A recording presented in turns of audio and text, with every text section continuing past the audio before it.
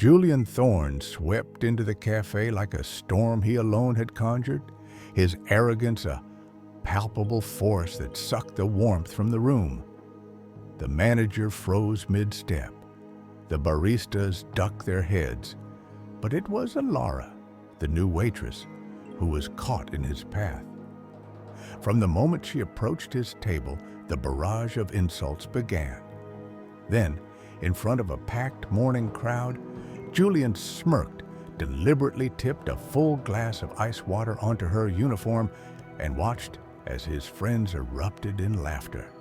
Phones were discreetly lifted, whispers spreading like wildfire. Before we continue, tell us where in the world you are watching from. Drop it in the comments below. And if you enjoy this story, don't forget to like the video and subscribe for more powerful content like this. The manager, quick to placate wealth, immediately blamed Alara, leaving her standing there soaked, humiliated, and utterly alone. That was when an old man in a simple tweed jacket pushed back his chair, revealed his true identity, and in an instant, changed the course of everything. The cafe buzzed with its usual morning rhythm, a symphony of clinking ceramic, the hiss of the espresso machine, and the low hum of conversation. The air was thick with the scent of roasted coffee beans and buttery pastries. Sunlight streamed through the large front windows, illuminating the dust motes dancing in the air. In a corner booth, partially hidden from view, a man in a faded tweed jacket stirred his tea with a slow, deliberate motion. His eyes were downcast, but his attention missed nothing. To the casual observer, he was just another patron, enjoying a quiet morning. But Silas Croft was anything but ordinary. He was the owner, the quiet architect of this entire cafe chain. A man who had built an empire from a single coffee cart and now chose to inspect his creation in anonymity. The bell above the door chimed, and a sudden hush fell over the room. Heads turned, not out of choice, but by instinct. The very atmosphere seemed to curdle. Julian Thorne had arrived. He wore a designer coat that shimmered under the track lighting, a watch on his wrist catching the light like a shard of glass. He didn't just enter, he made an entrance, his booming laughter preceding him. A hushed comment drifted from a nearby table. He's back again. I wonder who he'll target today. Another voice, lower and laced with resignation, replied, "It doesn't matter. He's untouchable. They say he got a busboy fired last month for being too slow." The staff moved with a new tension, their movement suddenly guarded. The manager, a man whose smile was permanently fixed in a state of anxious appeasement, did something that made Silas's stomach clench. He gestured toward Alara, the new waitress, with a kind smile and assigned her to Julian's table. Alara had been a blur of efficiency since her shift began, navigating the busy floor with a quiet grace. But the moment Julian's gaze settled on her, a cruel smirk spread across his face. "So, you're letting children work here now?" His voice wasn't a whisper, it was a proclamation, loud and sharp, designed to cut through the noise and command attention. A few of his companions chuckled, a hollow, sycophantic sound. Alara's grip tightened on her notepad. She didn't respond, her shoulders rising and falling in a silent, controlled breath. Silas's spoon paused its gentle circling in his cup. His tea sat untouched. From another booth, a student whispered too loudly, "Why doesn't she say something back?" Their friend shot back, "And get fired?" Not a chance. Phones were already beginning to tilt upwards, their lenses silently capturing the unfolding drama. The cafe was no longer a place of morning ritual. It had become an arena, and a spectacle was about to begin. Silas leaned back, his expression unreadable, his jaw set like concrete. Silas remained in his booth, the tweed of his jacket feeling suddenly coarse against his skin. He had seen men like Julian before, men who moved through the world as if they owned it, leaving a trail of bruised egos and quiet humiliation in their wake.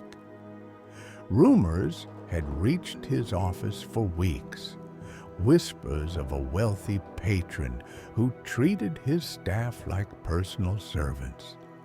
But seeing it firsthand was different. The low chatter of the cafe returned, but it was strained, nervous. At the counter, a regular muttered to his friend, "She's too new for this. She doesn't know how he operates." The friend shook his head, his voice barely audible over the hiss of the milk frother. "She's about to find out." Elara approached the table, her posture poised, her smile small but unwavering. Julian watched her approach not as a person, but as a diversion. He made exaggerated sighs as she placed down the menus, making snide remarks about her speed, though she moved with practiced efficiency.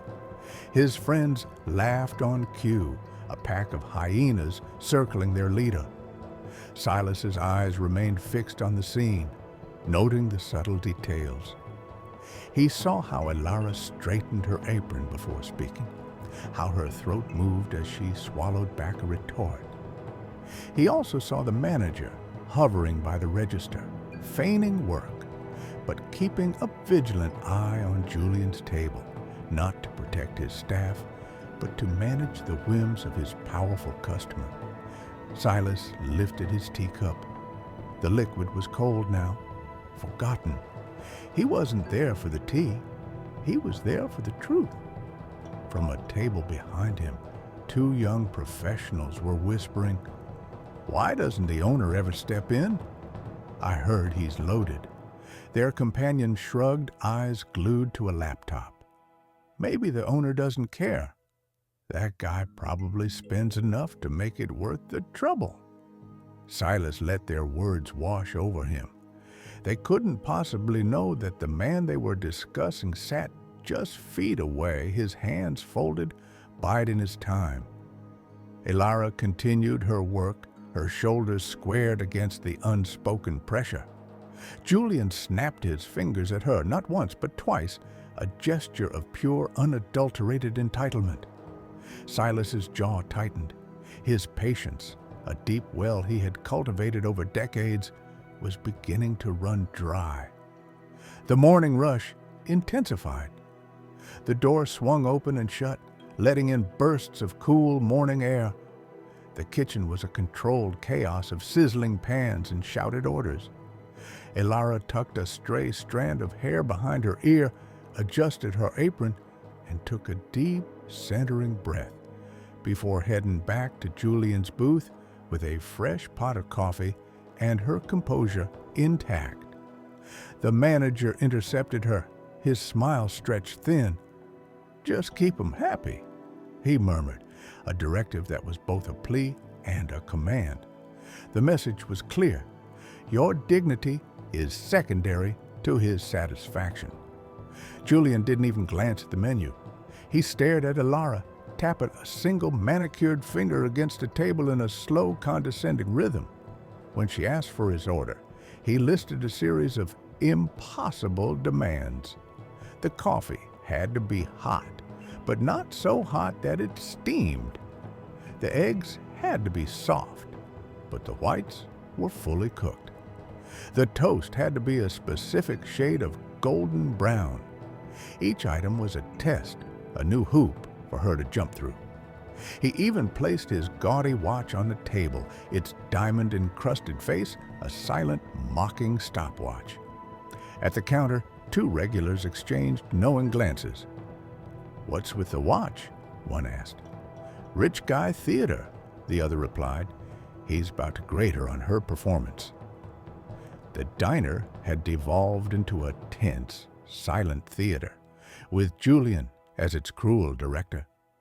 Every time Ilara approached the table, he found a new way to demean her, sighing dramatically, snapping his fingers, or making a loud comment just as she turned away. His friends fed into it, their smirks and muffled laughter adding to the oppressive atmosphere. Silas sat perfectly still, the tweed on his shoulders feeling heavier by the minute.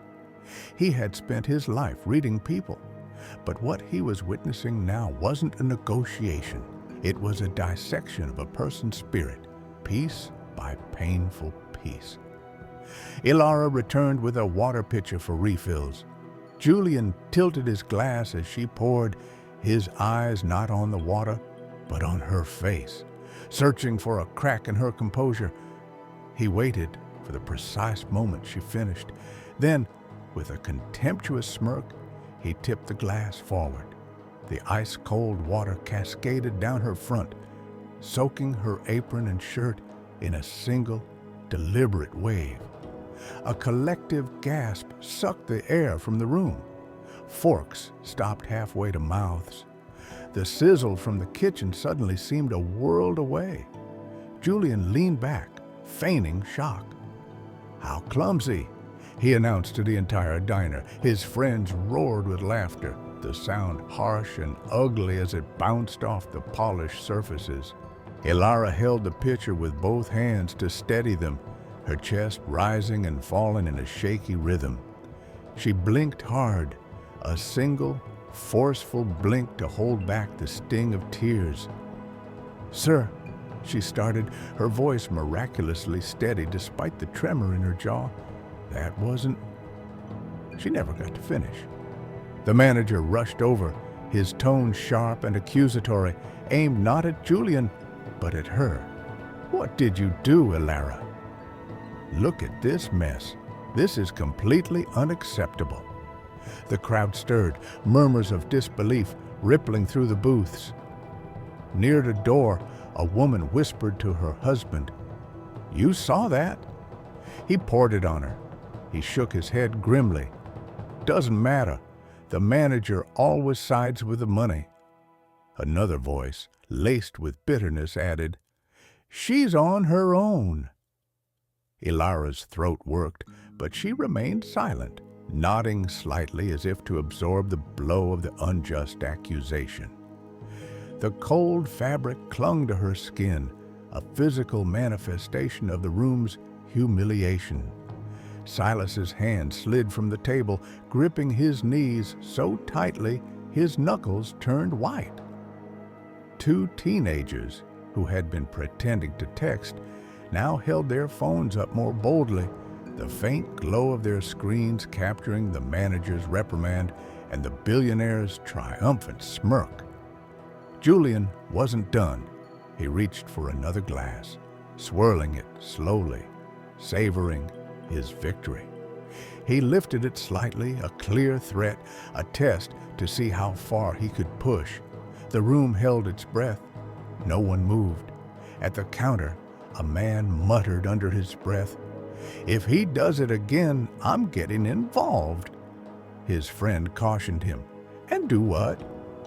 "That guy probably owns the bank you use. He's untouchable." Ilara set the water pitcher down on an empty table, her hands now free. Her shoulders straightened, and she met Julian's gaze, not with defiance, but with a clear, unwavering look that refused to be erased.